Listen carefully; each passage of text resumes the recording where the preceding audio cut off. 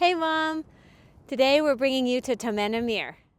And we went back to Tomen y Mur last week, and we had a special reason to go back. We had a drone!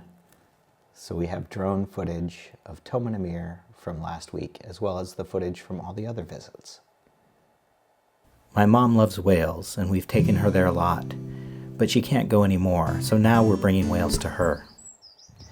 And this is the walk-in from the car park, which unfortunately the farmer has destroyed. There seems to have been some problem between the farmer and Cadu. Here we are, our spring 2019 trip, halfway through the first week. We're at Tomen y Mur, which is a mashup of a medieval and Roman site.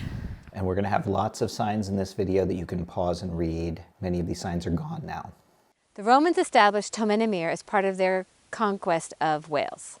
The Roman part of it includes an amphitheater, barracks, parade ground, and the walls that were built 2,000 years ago.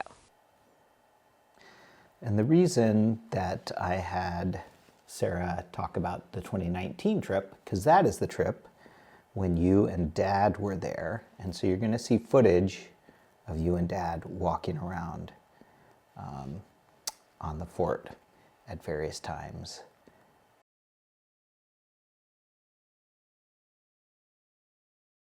Here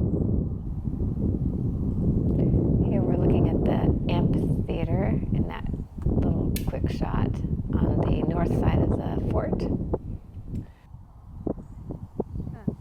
I'm standing on the old Roman road leading up to the Roman fort of Tomen y Mur, which you can see in the background.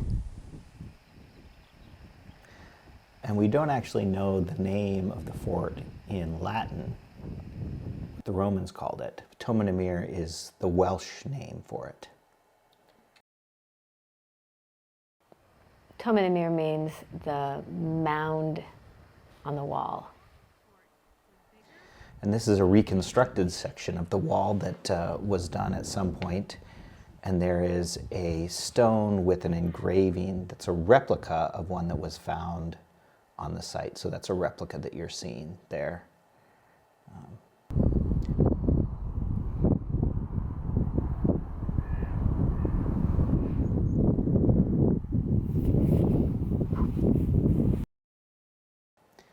So the fort was established initially with 1,000 cavalry. Right, and they built it actually in this location because there had been a rebellion, as they saw it, amongst the Welsh tribe that was here, the British tribe that was here. They had actually wiped out an entire Roman, I don't think it was a legion, but a cohort perhaps. And then, so the Roman response was to wipe out that tribe, and I think that the records pretty much show that they did wipe it out completely, and then they built this fort to control this entire region of Wales. However, I mean, the fort was there for a couple hundred years. Right, and it obviously started out as a much larger thing, this thing with 1,000 cavalry, and then later, after maybe the countryside was more pacified, they reduced it in size and had 500 foot soldiers instead. I can't remember the numbers. The total number, but much smaller area. And you can see, sort of see that happening on the ground there in the drone shot. Well, and actually it's a little confusing in this drone shot because I think the farmer's walls are the bigger ones. You can see the mound, those are the walls of the fort.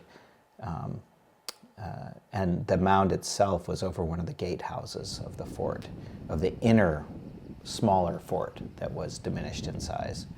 It was totally confusing.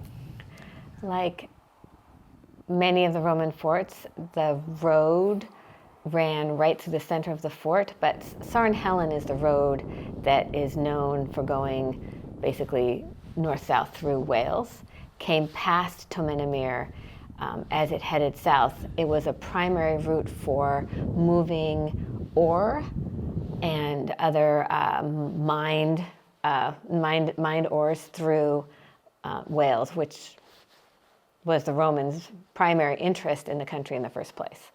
Yeah, and the road ran to the east of the fort, which we're looking at now as we head over there, There's a little creek there, and there are footings from the bridge that cross the creek that we are trying to find in this video. We're not sure exactly which rocks we're looking at are the footings. But before that, we're going to look at there was a bathhouse between the fort and the bridge. Bathhouse. Pretty slopey fort for the Romans. Yeah, so we think this is where the bathhouse was.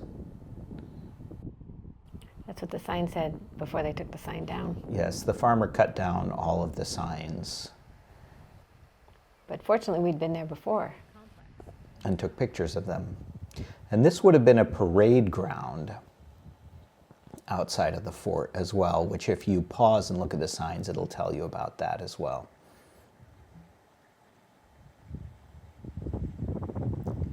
And here in this drone shot, you can see in the lower right, the road is coming into the creek there and just kind of ends, but we're not clear exactly. There you can see how it looks like it would have gone right across. Yeah. Yeah, so can you see the stones for the base of this bridge? And so we believe that those are some of the stones that were part of the bridge. Road footing or a clump of rocks? Yeah. Nobody knows. Well, somebody knows. It's just not us. And from there, we walked back up to where we had parked the car, which is by a road that's now called Old Roman Road. And we have what you're seeing here, a Amphitheater. It's the Roman amphitheater. So they built it out here because this is a rare thing to have in a Roman fort in Wales. But it was, thinking was the fort was so remote that they needed to entertain the Roman soldiers somehow, and also convince them that it was okay to stay there. I call this one sheep in an amphitheater. And as you can see, the amphitheater, at various times we have footage and it was cleared of vegetation sometimes, and other times it's overgrown. And I'm not sure if that just is the time of year or if the farmer once again has decided that he's not going to clear it. Looks like it's been mowed there, doesn't it? Another feature of this amphitheater is that during the slate mining period, the railroad actually was cut right through the center of the amphitheater in order to run it to the coast to ship the slates out. Yeah, in the final shot, if you look, you can kind of see, actually there's a low point in the background where they knocked down the wall. But in addition, the farmer's wall goes right through over one part of it. There you see the farmer's wall. And the mound that everyone's standing on there is part of the amphitheater. These are the sheep taking in the show.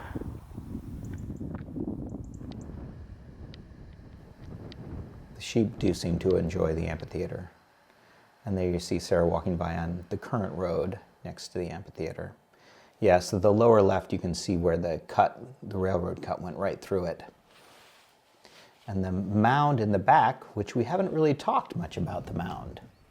So the mound was built over the old Roman gatehouse. They piled up all this dirt. It's called a motte, as in a motte in Bailey Castle, and it is attributed to potentially, say, Henry II during an attempt to take or to get a foothold into North Wales. There's no real records beyond some vague mentions as to how and why this was built. But they used the Roman site, and they, for a while, had a castle here in the center of it. Yeah, they did. They weren't able to hold it. And you can see actually up on top of the mound where we are here that it's quite uneven. There must have been some sort of a tower structure or something up there. Or it eroded differentially. It's hard to tell. But it does afford a lovely view of both the fort and the surrounding landscape. And this wall would have been probably one of the fort walls running right up to to the mound, or through the mound, as the case may be.